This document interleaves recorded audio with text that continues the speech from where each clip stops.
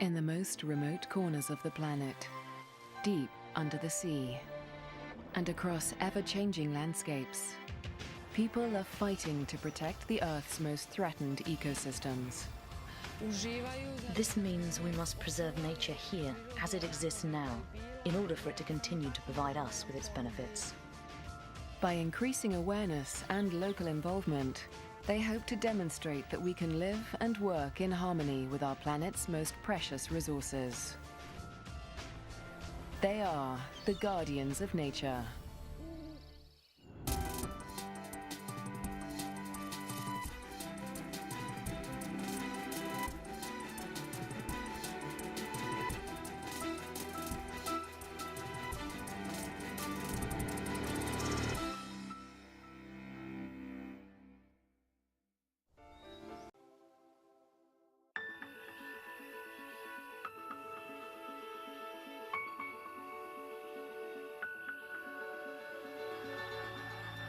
Despite poor land management in the first half of the 20th century, which led to the destruction of wetlands across Europe, the Margaret of Savoy salt flats south of the Gargano in the Gulf of Manfredonia have miraculously survived. In Europe, where about 2/3 of the wetlands have disappeared, the conservation of these ecosystems has become a priority, especially for the survival of hundreds of bird species.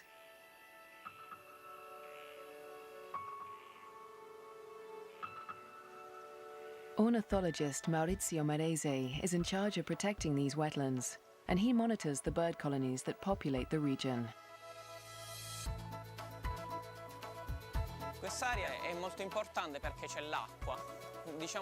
The presence of water makes this a very special part of the Apulia region.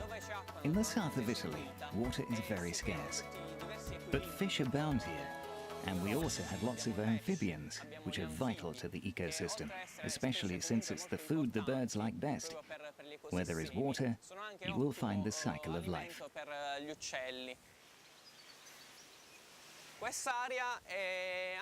These forests provide important shelter for the majority of herons in Italy. There are some very rare heron species here.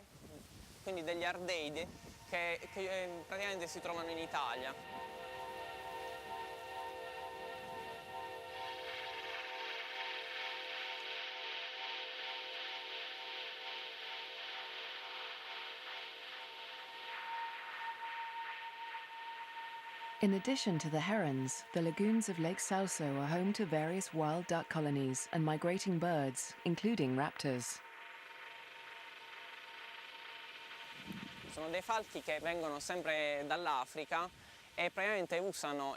Falcons arriving from Africa use the Gargano as a kind of rest stop before heading on to the Balkans and especially Croatia. When the weather warms up, they use the warm currents like a launch pad and ride them up into the air. This helps them take off without too much effort before they head toward Eastern Europe.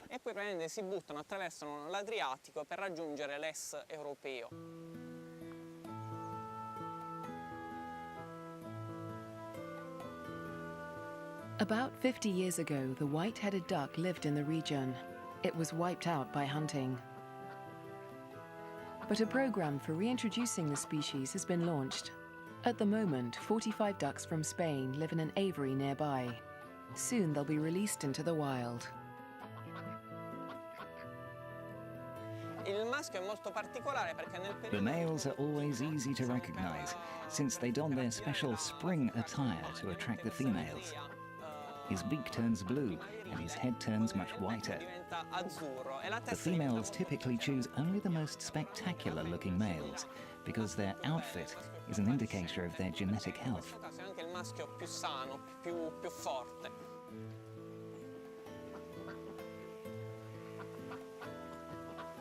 Over the course of the next few years, Maurizio hopes that their numbers will increase substantially, so they can be released into their natural habitat.